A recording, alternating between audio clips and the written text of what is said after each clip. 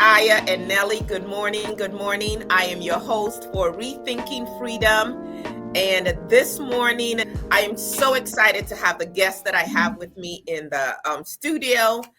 These are two amazing gentlemen who I feel are absolute blessings in my life. And I think after you hear from them, you're going to feel the same way as well. So be sure to follow them on all their social media platforms because you want to hear more from them. This is not just a show, it's a movement. This is a place where we're challenging one another to really think about what freedom means. And more importantly, I would say what we're going to do about it, what we're going to do to attain it. And so we cover a variety of topics, everything freedom, from politics to history to economics to how you're parenting to wellness, health, all of that. And so thank you for joining us and stay tuned because we have so much more to offer you. Today, our episode is on the new Scramble for Africa and why you should care. And I'm going to introduce our guest. Our first guest is Randolph Norris, also known as Aya. And so we kind of share a name. He's the father of 4 children and grandfather of 4, very blessed. He's a business owner, a real estate investor and developer, a contract trader of cryptocurrencies. So he's attaining that freedom in every way, right? Small business community activist, a co-founder of Global Communities Alliance, GCA, which is also a charitable and educational nonprofit. He's the major sponsor of Jael Pearl Foundation in Nigeria, whose mission is to empower the youth. So I'm going to be hooking up with you because we're doing quite a few things with youth in Nigeria as well, which happens to be my ancestral land, at least what it's called now. We'll talk more about that as we talk about the Scramble for Africa. He has a BS in management and marketing from Chicago State University, Chi-Town, and a Doctor of Divinity from the Institute of Divine Metaphysical Research. He's also FCC licensed, just a wealth of knowledge. He's an electrician by trade, trained by the Department of Labor at Burlington Northern Railroad, retired from that, and a host of other skills, too many to mention. But what I love most about this man is that he has a passion to empower Black people, especially our youth. Yes. So thank you so much for joining us this morning, Aya. Thank you for having me. And our next guest, I'm going to start off with a quote that just encapsulates who he is. He says, "Until the lions have their historians, tales of the hunt shall always glorify the hunter." Mm-hmm. I'm speaking of no one else but Adesoji Iginla. He is a seasoned content creator, thought leader, historian, and author of the Amazon bestseller, Amazon bestseller, Africa Illuminated, although we do need to illuminate America and show it to be, yes. Yeah, a bunch of lies. When Malcolm X says you have been bamboozled. Yeah, run amok. Run amok. As the host of the YouTube channel Adesoji Speaks Knowledge, please go and subscribe. Mm-hmm. He is dedicated to reframing the narrative about Africa by uncovering the stories of fearless and visionary leaders, resilient communities, and the untold histories that have shaped the continent. He's also a former host of Kumbukini podcasts on YouTube and a regular contributor to WBAI. Those of you in DC, in New York, probably know about WBAI 99.5 FM. He's committed to providing meticulously researched and fact-checked content that highlights Africa's agency, humanity, and our rich heritage. All right. Through Adesoji Speaks Knowledge, he aims to be a reliable source of accurate and inspiring information about Africa's past and present, addressing the underreporting and misrepresentation often faced by the continent. He currently hosts a weekly African news review. You want to set your clocks. Every Sunday, it's 11 a.m. Central, 12 p.m. Eastern. Yep. But it's a live stream series featuring influential voices like Milton Alamadi, I've been on that show. Thank you so much for that honor. But he brings dynamic, thought-provoking discussions to global audiences. And when I say global, I'm talking people all over the world. And his mission is to empower his audience with knowledge, challenge stereotypes, and celebrate Africa's diverse stories. Really excited to have you both here. Welcome to the show, Adesoji. Thank you very much for having me. Glad you're here. So, you know what? There's a saying that those who don't know their history are bound to repeat it. And so back in 1884, a conference took place, and actually it lasted more than a year. It went all the way into 1885. It was called the Berlin Conference. Started in Berlin, but ended up traveling to other European strongholds, European countries. And the whole goal of that conference was to cut up the continent of Africa. Yes. Who was not at the table were any Africans. Who was not at the table were anybody who had the concerns of African people, who cared about African people. It was basically like, hey, this is a continent that has everything we need to survive. And I'm talking about the Europeans here. And we don't want to fight amongst each other. So let's just sit here and carve it up. And if you've ever seen maybe a 5-year-old attempt to carve up a turkey, since we just had Thanksgiving, quote unquote, I call it a day of mourning here in the United States. Absolutely. If you ever seen them attempt to carve up a turkey, there's no rhyme or reason. They'll just slice wherever and maybe butcher the whole thing. And that's essentially what happened to Africa.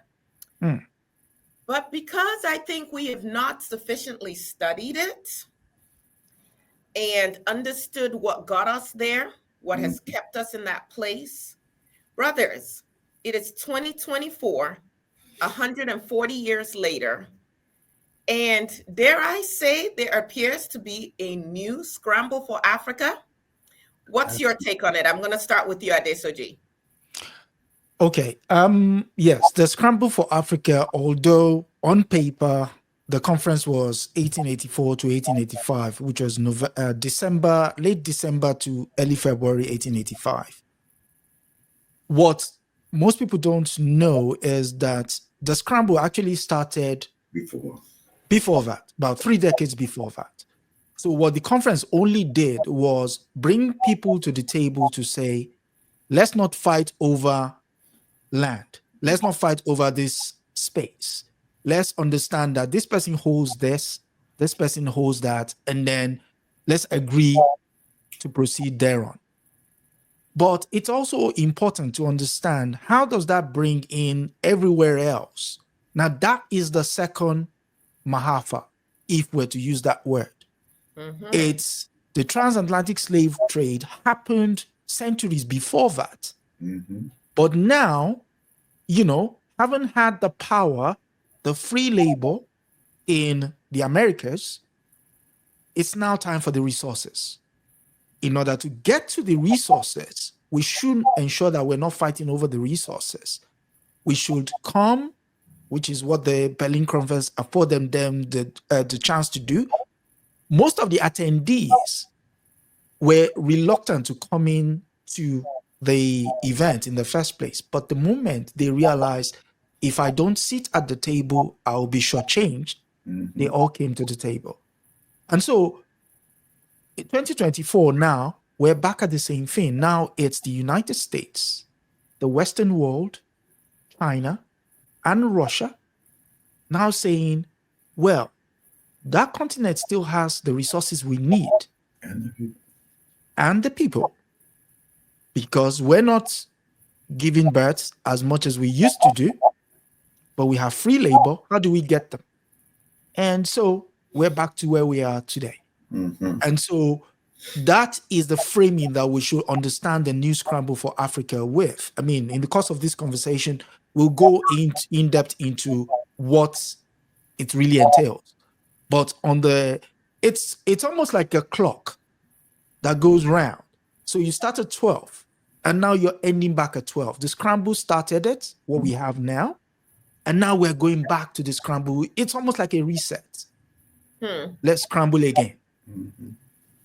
Brother Aya, how do you see this, particularly from the lens of someone who was born and raised in the United States of America? Because I think sometimes when we talk about these global issues and when we talk about the continent of Africa, and I'm obviously here in the United States of America as well. Brother Adesoji is actually in the United Kingdom. Okay. People are like, what does that have to do with me? What do I care if there's a scramble for Africa? Well, that has nothing to do with me. What's your take on this new scramble and why people here should even be concerned at all? Okay. Well, first of all, Africa was at the table in 1884. We were on the table. We were on the table. We were the diet. Let's get that very clear. And we're still the diet. Africa's current population of 1.5 billion people currently. They know by 2050 it'll be about 2.5. The current population of China now, which is 3 times smaller than Africa, was projected to be the population of Africa by 2050. And they want to use it once again, the land as resources and the people as free labor. Anytime a US dollar is 20 times more valuable than a Nigerian dinero, that's free labor. You know, they currently, many people in Lagos have to use generators for electricity after only 5 hours. So it's a big scramble for it. And me being here, it's just the same soup, just turned a little differently. Yep. It's the same soup. And the whole thing that we have to keep in mind, and why is it important, over the next 5 years, food is going to be critical. It's critical now. And the United States has depleted its value in the land of agriculture. We have, to the point, we've used the soil over and over and over again, and they have not replenish the soil with the minerals and everything that it needs. So even though you see all this beautiful food on the table, even in the UK, you see all the beautiful food on the table, it has very little nutritional value. And most of it is actually not being grown here anymore. But yeah, carry on. Yeah, absolutely. And where else is growing? It's not. And Africa has 65% of the world's unused land for agriculture. So let's talk about this for a second. Yes. What is it exactly that attracts these foreigners, these oppressors, these imperialists to Africa? Let's start with that. I think it would be easier to go what doesn't attract them. Okay. But for the people who are saying, oh, all I know about Africa is they're hungry, their children with flies around their faces. I don't know. I don't want to go to Africa. What is it? We do need to spell it out. What is it about Africa that has constantly attracted these exploiters to the shores of Africa? Well, may I first of all say that Africa is the largest continent on the planet. I mean, I was just looking, I can't show it on the film, but just so the audience can get an idea of the true size of Africa, you can take China, United States, India, Eastern Europe, the UK, Italy, Germany, France, the Sudan, Portugal, Belgium, the Netherlands, and Switzerland. You can put all of them into Africa and still have room. And even though they have plummeted Africa for over 300-400 years for resources, they know now through technology that they have not even scratched the surface. And so that's the first assignment I'm hearing he's giving to you, our listeners, is pull up a map. Yes. A real map that shows you just what the size of this continent is. But we can also get some additional information on what the attraction is to Africa, even by the names that were given to certain spaces in Africa during the scramble. Adesoji, do you want to jump into that a little bit? Okay, so let's just use Kenya, for instance. Okay. Kenya gives the average European the lifestyle of Europe, the weather, but the tropical, the savanna, the rich savanna, the plains. So you have the rich weather, you have the rich soil, but you just don't want the people, which is a case of what Mm. happened in Kenya. Yes. So they moved the people from the highlands and then renamed the place the White Highlands. That's right. So, That's right. which led to the Mau Mau revolt, or what they will deem as the Mau Mau revolt, but instead the Kenyan Land and Freedom Armies revolt. It was a question of, we want the land, but we don't want the people. Yes. So in some cases, it was outright extermination, as what the Germans did in Namibia, what we now know as Namibia. Then it was Southwest Africa, or what they did in Tanzania with the Maji Maji rebellion. I mean, everywhere you look, you see what the mindset of the European that stepped on that shores was. With the British, it was demean them so that they look up to you. With the Germans, it was, we don't want them at all. With Portuguese, it was demean them and make sure they are not only humbled, but they're groveling before you. With the French, it was, let's make them black Frenchmen. So they came up with this system. Except with no agency. Yes. So let's come up with this idea that you have evolved. You know, there were committees of, there were evolution committees who will go on a periodic basis to your house to see if you were eating with cutlery, if you are able to speak French without an accent, if you were able to roll your R's. You know, Frantz Fanon goes well into what I'm about to describe in his book, Black Skin, White Mask. Why are you constantly trying to be what they want you to be? Because the moment you do that, you're not only useful to them, but you become useless to yourself. Yeah. I think Carter G. Woodson would say, once you control a person's mind, you control everything else about them. Exactly. And as you were telling that story, I was thinking about, my father is 86 now, and he went to a school that was run by missionaries, white missionaries. Oh, yeah. And one of the things we had to learn to do in my household, because, you want to be educated and be able to access, quote unquote, the corridors of power, is eat with that fork and knife. And so I can actually completely take all the flesh off a chicken bone without touching the bone, without picking it up, just with my fork and knife. That's how adept I had evolved to become. you. That's how evolved you've become.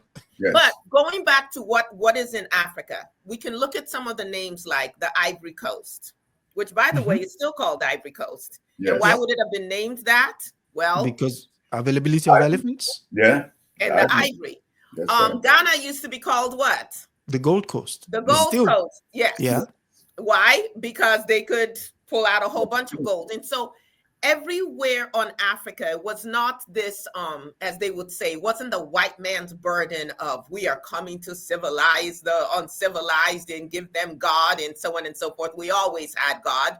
But it was really an entry point to be able to, initially was trade, and then trading spices and trading other items, but then it was human beings. And then now, as all three of us are talking on these devices, we are in 3 different locations across the world right now. Yes. It's also the minerals to power all of the things that we quote unquote enjoy in the West, but that the West would not have but for Africa. As a matter of fact, at one point I was in Jamaica and we were going through this area, it was a tour, and they were talking about the kind of trees that grew there and how they were all cut down to and taken to England to build, furniture and whatever for Queen Anne and so on and so forth. And so there's always been this pillage from Africa. There's always been this pillage from places that are dominated by people of African descent. And so when we look at the scramble for this new scramble for Africa, Adesoji, do you want to go into a little bit of what we see happening on the continent now with these different quote unquote world powers and the way they're showing up today in 2024? Okay, a simple exercise would be anytime you're listening to the news and you hear war has broken out in one place, I want you to do a simple Google search. What is in the ground there? Right. Yeah, that's one. Then two, look at two of the top companies that are involved in using that thing in majority of their products. Mm-hmm. And then look at the two countries that house those companies. Because in 1973, 1974, but he then rewrote in 1981, Walter Rodney wrote How Europe Underdeveloped Africa. Mm-hmm. In there, he ties the exploitation of resources to the crisis on the continent. And he says one thing is for sure.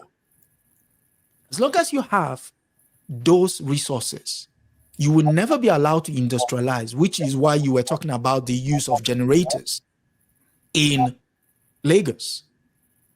A test of that problem was Nkrumah when he tried to get funding for the Akosombo Dam in Ghana.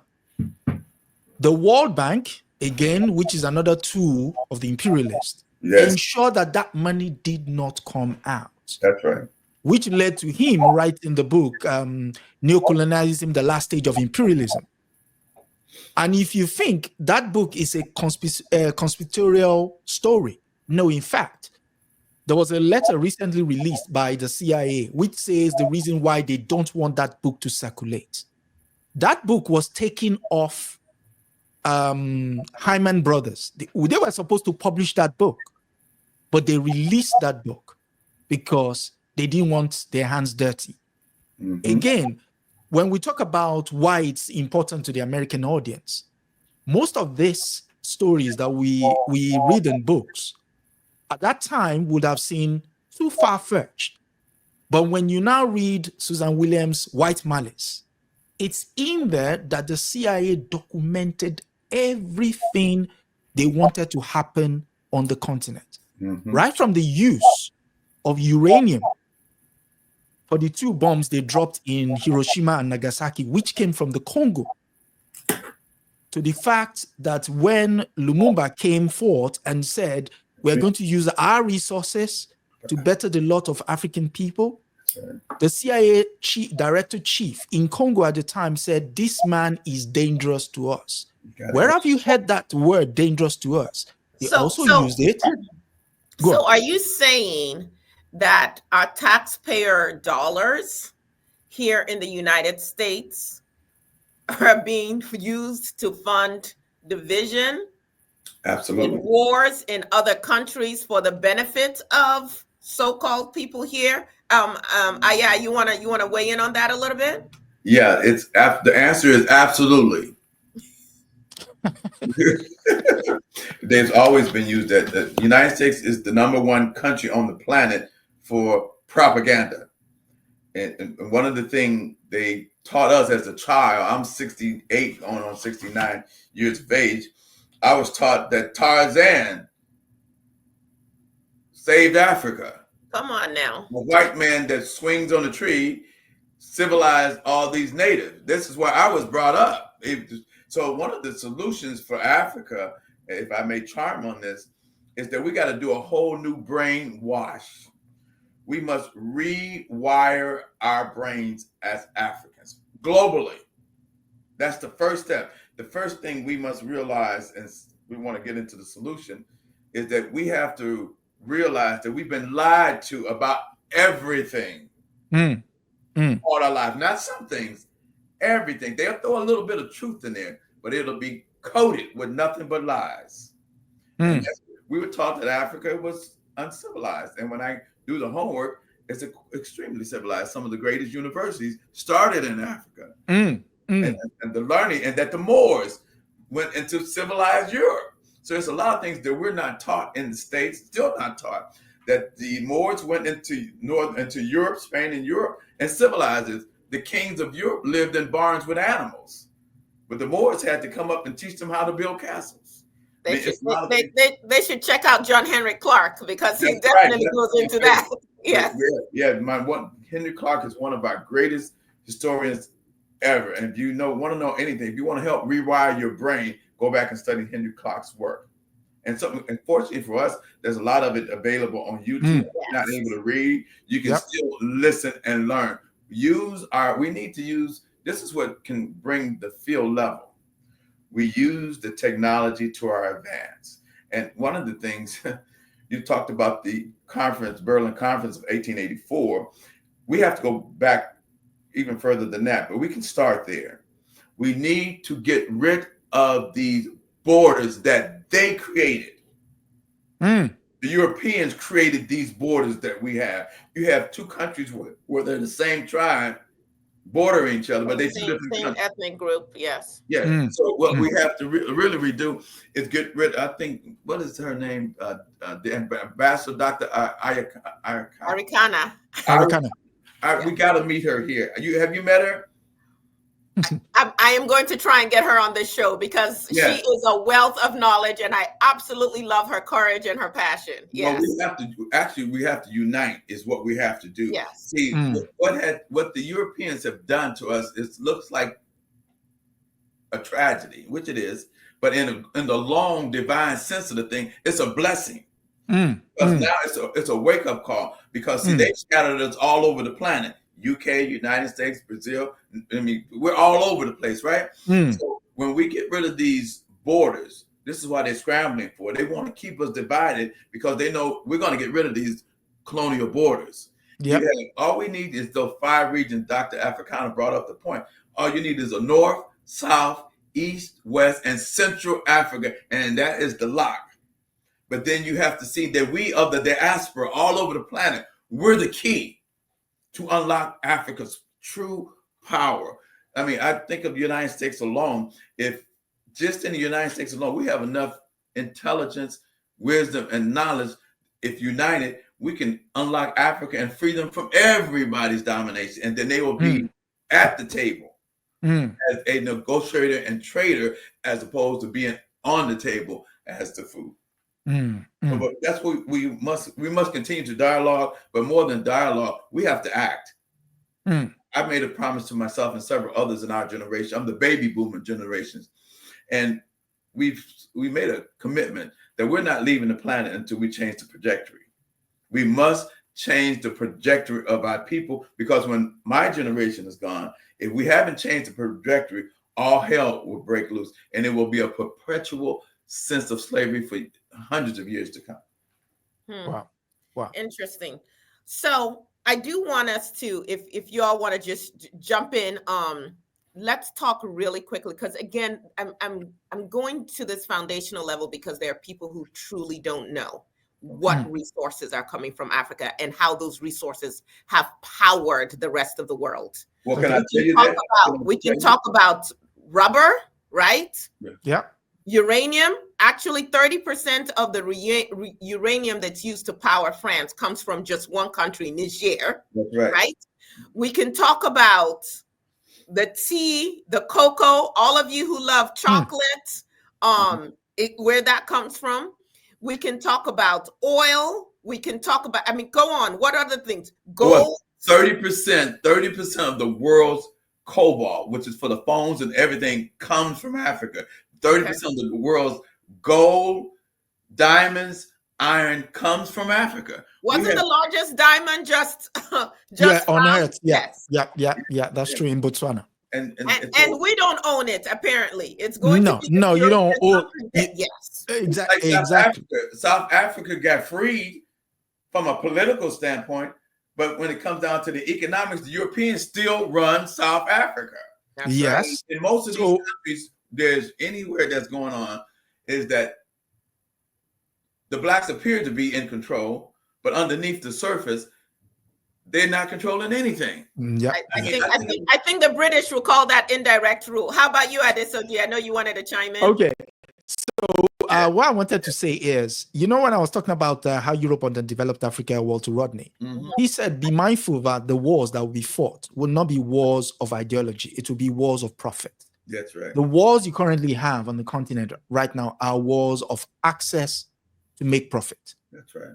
So when Sister Aya is asking what comes from the continent that drives the world economy,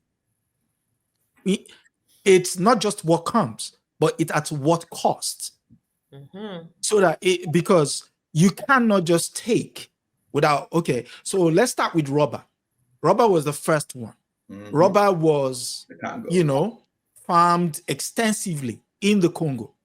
And we all know the story of what happened in the Congo. No, we don't. Most people don't know the story. Give a 30-second version of what happened in the Congo. What happened?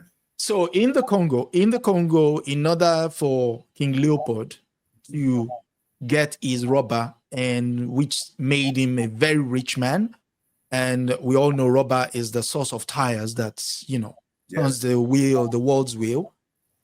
To get that, people were put on quotas, and if they did not meet those quotas, they had their left hand chopped off first, and the right hand thereafter. Now, the worst thing about you can Google this. You can absolutely go. I mean, there's a book. There's a book titled. There's a book titled Leopold's Ghost by Adam Hochschild. You can read it. It's all in there. Now, as if that is not bad enough, there is a Belgian chocolate. You could Google it right now. You will see the chocolate hand. And it is one of the largest money spinners for Belgium chocolate in the world. Their hand, you will say brown hands, chocolate. So that's one. In terms of oil is another thing that comes out of the ground. Sister Aya is from a neighborhood in Nigeria that produces much of it. Oil has been discovered in Nigeria since the 1950s.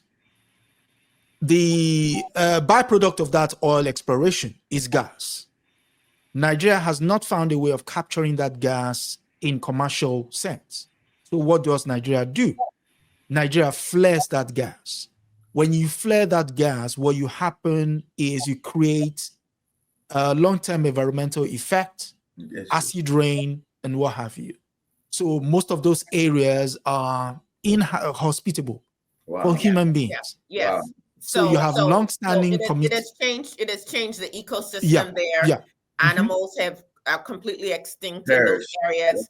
The fishing, the area that I come from, the fishing is almost non-existent compared to when I was a child. And yes, at night you can look out on the water and you can see just this perpetual flame. Yes. It's just burning 24/7 of natural gas. Yes. So the worst part of that is not just the impact on the environment, it's the fact that that gas that's going into the air, into the atmosphere, is lost revenue. There was a conservative estimate done of how much Nigeria loses every year through that gas flaring, about $5 billion. That's $5 billion that could have gone into Nigeria's economy, whatever. Meanwhile, all of these countries with all these resources are considered poor, are saddled under great debt from the IMF and from the World Bank, are quote unquote dependent on aid, but actually what gets extracted from those countries is multiple times more than, in fact, what they get is a mere fraction. And so something that you said, Aya, earlier about we need a whole, as you put it, brainwash. And as you were talking about Northeast, Southwest, and Central Africa, and then all of us Africans in the diaspora being the key. Yes. Something that came up as you were talking about that is that we do need to be careful, though, because until we change our mindset and have a better understanding of who we are and the treasure within our culture and our heritage, there is still that chance that we will see that being in America or being closer to whiteness, this proximity to power, to whiteness, somehow makes us a superior kind of African. And so we are going to go to Africa and be the Black savior as opposed to the white savior.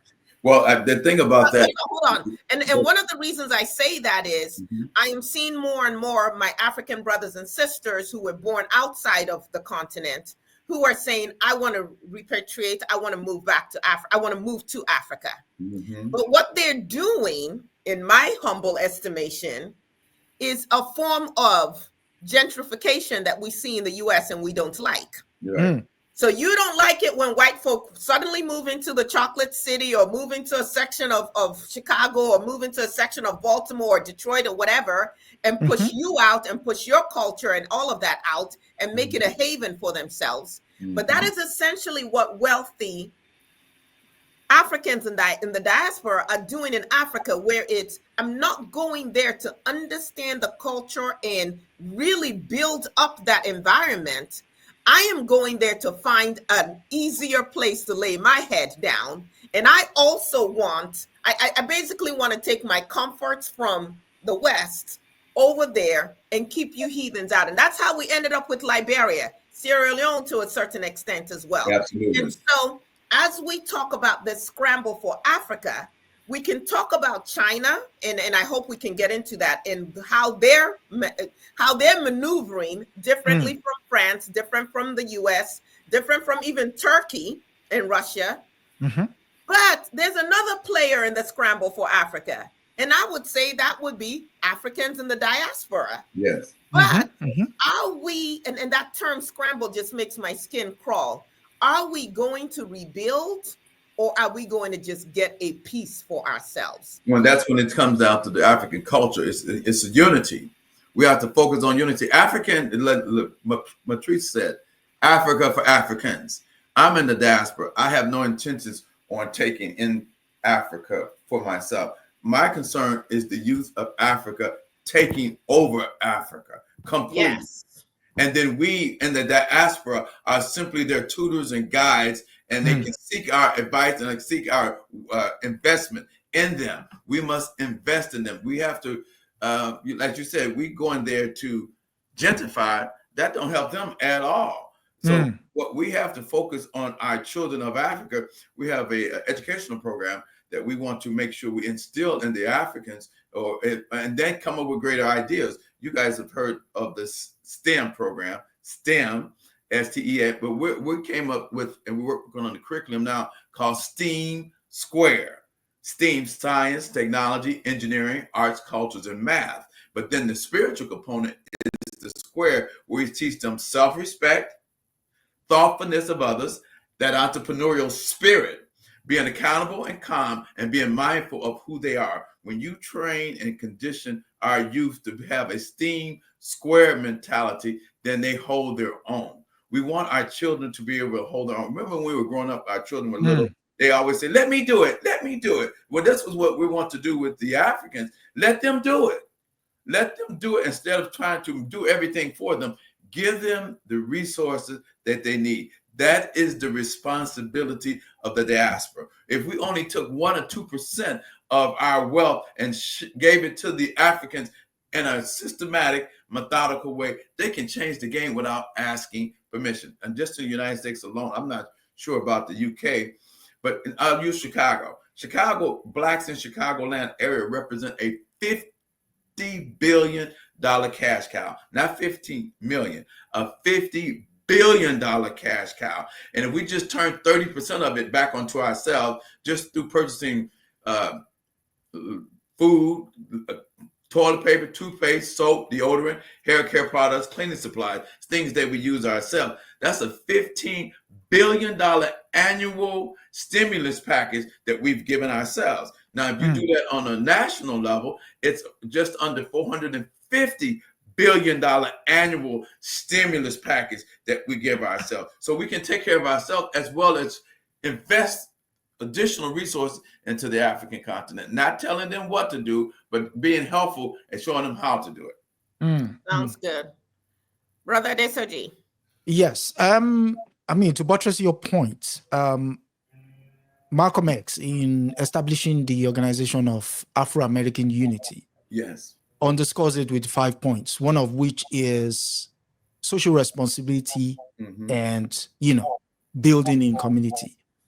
The idea being, if you do not build within your community or you do not control the resources within your community, then you don't have a community. You're part of somebody else's story. That's right.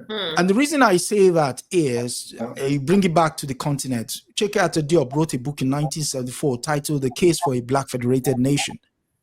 And in there, he gave 14 steps in order to achieve Black unity. The first being what you just said, Brother Aya, which is, if you do not have a historical idea of your conscious unity, you can't even start on that road. That's right. So what do I mean by that? You have to study the people around you, the people who have gone. Yes, the elders did it in their times. But what is it about their times that you can borrow now, try now? One is the issue of capturing stories. And when I don't mean, 3 minutes TikTok videos and everything. Capturing essential stories about your existence, your being. That's right. Be honest enough to sit with the stories, what's and all. You're not going to find the perfect Hollywood drama.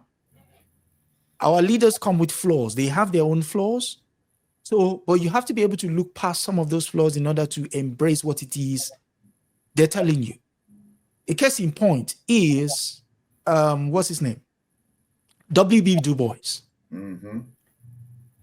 He wrote a book actually titled The World and Africa. It's a brilliant book. He told us in not so many words that, listen, these people are out to shape your mind and to tell you, based on what we think is your quote-unquote evolution, you've now become an intellectual. But look beyond that. Create schools for your kids. Teach them according to the value system that you hold to be true. That's right. And if we don't do that, maybe in the United States or on the continent, in which case, on the continent, the education curriculum is still a colonial. Definitely, it's part of the colonial. Yeah. So we first and foremost we need to capture that. I think that brings us to something that I believe it was John Henry Clark who talked about this, and many others have as well. But how what happened in Africa it's not just about the colonization of a continent. It was not just about carving lines arbitrarily through groups of people, creating identities that have nothing to do with who their actual identities are. So the notion of I'm Nigerian or I'm Ghanaian. Right. Right over that line, there are people who share your same heritage and bloodline. But now you're divided. Now you think you're going to fight each other. I'm going to get back to the point that John Henry Clark was making. But even when you look at how Africa has been set up, the roads, the railroads, the ports, everything was set up and designed to extract and take out to Europe. And divide the continent. Yes, not for us to trade amongst ourselves like we used to. And so can you imagine being an African and you cannot travel from one country to another in Africa without getting a visa? That's right. Can you imagine that when my daughter was doing her study abroad program in Morocco, she wanted to go to Nigeria to visit her grandparents and realized that she would have to take a flight to Europe to get back to there. From Morocco to get back into Africa to get to Nigeria. Craziness. And and of course that makes it more expensive and so on and so forth. But what John Henry Clark was talking about, and like I said, many others as well, is it was not just a colonization of the geographical area. It was a colonization of information. And what we know about ourselves, what we believe to be true. I was born and raised as a Christian, and there were so many of our indigenous practices that were considered witchcraft, and that's evil. Yeah. And I said, I was having a conversation with my father, which he didn't appreciate. And any of you Christians watching this, hey, go ahead and leave a comment on the YouTube channel. Let's talk about this. And I said, wait a second. We are in a building where it says take this, eat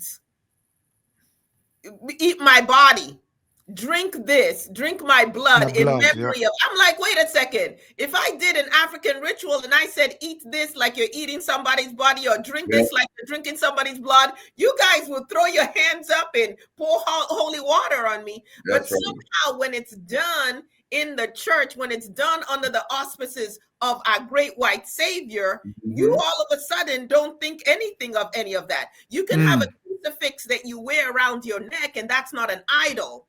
You can have a picture of a fake man that you're saying is Jesus and worship as Jesus, and that's not an idol. But if I have a shrine at home, I must be an evil worshiper. So there's so many ways that we have been indoctrinated that are not helping us. But can we go into just briefly, before we talk more about solutions and what the listeners can do, what is it that you see these other countries doing in Africa now? How are they positioning themselves to get a better, to better access our resources? What are you seeing happening, and how are Africans pushing back? Adesoji, I'm going to start with you real quick, and then Aya.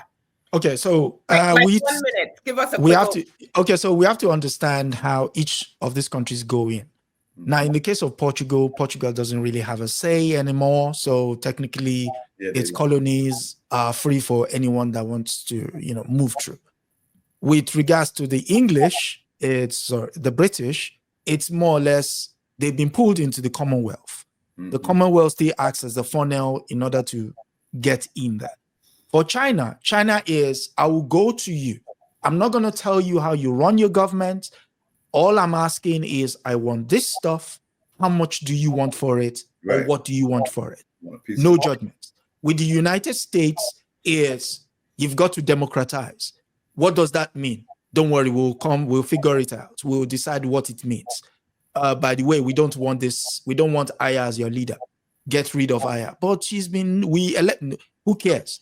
Do you want to do business? If you don't want to do business, I'll put sanctions on you. So you have to understand it from the mindset of the people coming in to be able to understand how to fight each system or counteract each system.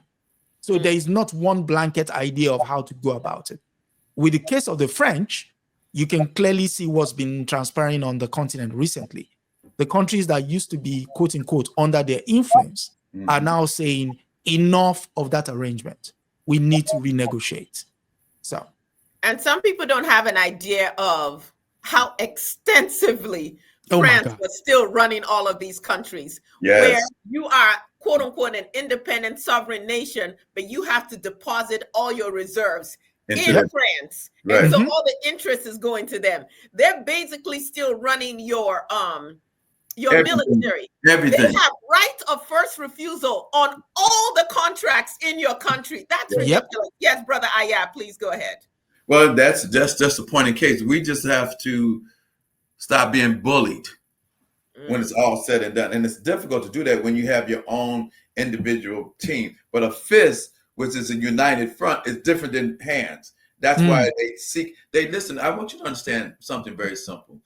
The Europeans, the Caucasians, and the Chinese have also taken up that same strategy.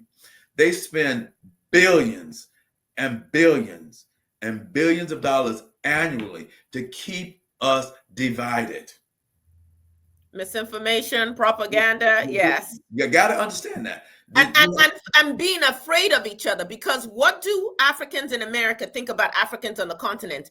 And what do Africans on the continent think about Africans here in the United States? That's part of the billions of dollars that is spent to keep us divided. See, we cannot do anything by ourselves. They know as long as we're divided, wait a minute now, let's think about this. The Europeans make up less than 10% of the planet in population. Say that again, because folks don't understand that. Say that again, please. The Europeans, just using that as an example, make up just less than 10% of the planet's population. We're under in America and all over the world, we think they're a majority everywhere. They're not. They are the minority of the planet, and we have to understand that personally. But we have to, you go back to it, we have to have a knowledge of self. The French can come in and do what they want because they know they're French. As you stated earlier, they made The African's Frenchman. African Frenchman. Who wants to be a Frenchman? But this, listen, in China, they have come into Africa, and they're all the strategy is to not just come and get the resources. Let's come into this population and have offsprings with the Africans, and they come up with a Asian mindset, even though they're African. Just do a little research. The Europeans, the Chinese, Indians, they're now coming to Africa not just to export the resources, but they're coming in there to create a new population. If the historian, you know, how do you take over a place? You make mulattoes. You're not African or you're not Asian, you're mulatto, you mix. And this is the class this is the history of the colonizers globally. They come in and make a mulatto group that's the buffer between the one and the other. And then over time, they're the ones that set policies. So we have to be conscious of that. Wow. Okay. So it looks like we're going to need a part 2, because having this conversation, there's so much for us to unpack, to relearn about Africa and about ourselves, that it's really difficult to do in a short period of time. But I do want to pose this question to both of you. What opportunities do you see or do you think exist for stronger partnerships between Africans in the diaspora and Africans on the continent? Because we've got to be about solutions here. And I know, Aya, you were starting to refer to that. But what are some practical things for someone who's listening and saying, you know what, I want to do something. Where do I start? I know Adesoji, you say start by reading, get some knowledge. Right. But what are some of the opportunities right now for us as Africans, the things that we should start doing now, wherever we are in the world, to position ourselves to build a healthier, stronger, and truly independent Africa? Well, can I start with this? These called cell phones. The technology can level the playing field. Our technology, because we buy more cell phones in the United States, Black people in the United States buy more cell phones and the most modern ones than anybody. But we must use these things as tools and not use them as a tool, not as a slave master, because most people live on their phones, but they don't extract knowledge. They extract social media. So that is the beginning that we can start using these as tools. WhatsApp is a perfect example, but we also need to create our own apps that we can communicate with each other so that we can get, so let me show it this way. We must re-educate ourselves. Dr. Akbar is one of the best books you can buy. It's called Know Thyself. And he brings out, my son and I, we looked, my son is a chemical engineer and patent attorney, and we looked for years for the best definition of education. Dr. Akbar gave the best definition ever of education. He said, education means to control resources. So, okay, what do you mean? Control resources. The most important resource is our mind, our emotions, and our body. Those are God-given. Then we must, once we get to the age about 17 or 18, once you get a grasp, because that's a continuous learning, then you must look outwardly. You must control land, labor, and capital. That is the purpose of education. If you have not been educated to control land, labor, and capital, you've been trained to be a high-class slave. Wow. Okay. There's so many ways I want to go with that, because part of that control thing is also this Western mindset of dominating. And so we gotta parse that, for me anyway, with who we are as African people. When I say control your mind, where someone else is not a puppet master for you. Control your emotions and control your bodies, because Africa can become free by changing their diet. We must use our health to control our wealth. Our health is more important than any other commodity on the planet. You're absolutely right about that. And being in my 50s now, I'm now recognizing it in a way that I didn't before. But African men die at a very early age compared to men around the world. How about you, Brother Adesoji? What are some things that we need to do? So practical solutions would buy into what Brother Aya said. Schools. There are schools in Africa that would not take, in some cases, would not take £10,000 or $10,000 to run in a year. Those schools, kids pass through them. Give them 3 meals a day, give them the books, find teachers who have the joy and the love of teaching, That's right. put them through, have a simple garden around the school. Feed them, let them grow their own food. That's right. And if you do that over a decade, the amount of kids that will come out of that school with that knowledge and foundation, you're on the path to something else. Now, imagine if you extrapolate that and do that 1,000 times over. That's right. Yeah. So I'm going to share some information of some work I'm doing in Nigeria. But while I'm sharing this, I want you all to think about your response to this. How do you define freedom? So think about that while I just share this. For our listeners, I believe tomorrow is Tuesday, Giving Tuesday here in the United States of America. I'm actually involved in an initiative in an area of Nigeria called Opobo. Some of you, if you research, may find King Jaja of Opobo. He was a man who was ultimately deported and poisoned and killed, we believe, because he had the nerve to stand up to Britain and to fight for our own sovereignty. Although there was a time when he was not that clear and actually worked with Britain to fight against their Ashantis. But anyway, in this community, we established a library 2 years ago. And earlier this year, we started to partner with with a school that serves pre-K through 5th grade in the community as well, over 200 children. And our fundraising goal at this time is a mere $6,000. That is something that some people are going to go buy a PS5. I don't even know how much those things cost. You're going to buy Jordans. And I'm not saying that our children, if that's your thing, that they don't deserve this. We're going to go get cell phones for $1,000. But literally, we raised that $6,000, and it allows us to make the repairs in the school. It allows us to pay salaries for the teachers for a 6-month period. Really? $6,000, yes. So we're going to put it in the comment section, the Cash App and the PayPal. We can give you an address if you request it, where you can send a donation, and we'll greatly appreciate that. But let me get back to our guest here. We're talking about rethinking freedom. How would you define freedom, Brother Aya? It brings me to mind immediately to scripture that was given to Moses, supposedly at the burning bush. And we all familiar with the statement, I am that I am. And that was a mistranslation and a control of information. Actually, what he told Moses was, this is the creator told Moses, Aya, Asher, Aya. And it's properly translated into English, I will be what I will to be. That is the mindset that we must put on our children and ourselves for freedom. I will be what I will to be. That's a whole different mindset that we must put on ourselves and our children. Not I am that I am. I'm a black man in America. That's I am that I am. But I will be what I will to be.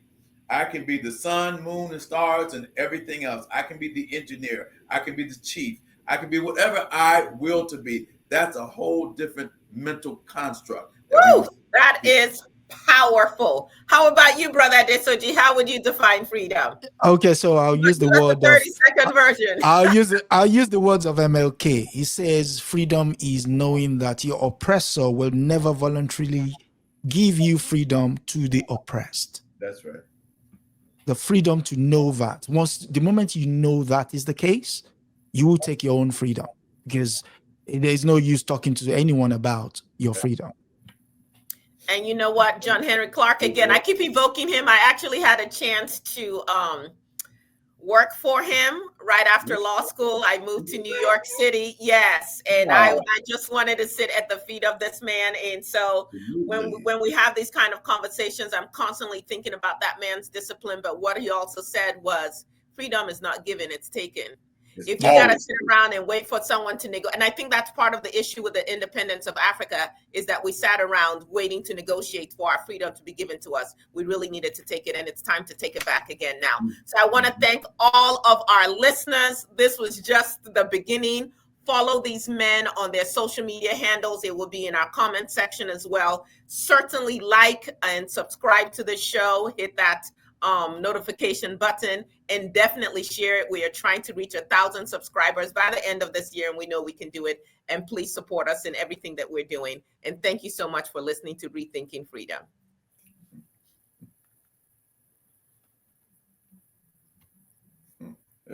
Very good. Yeah, so I just ended the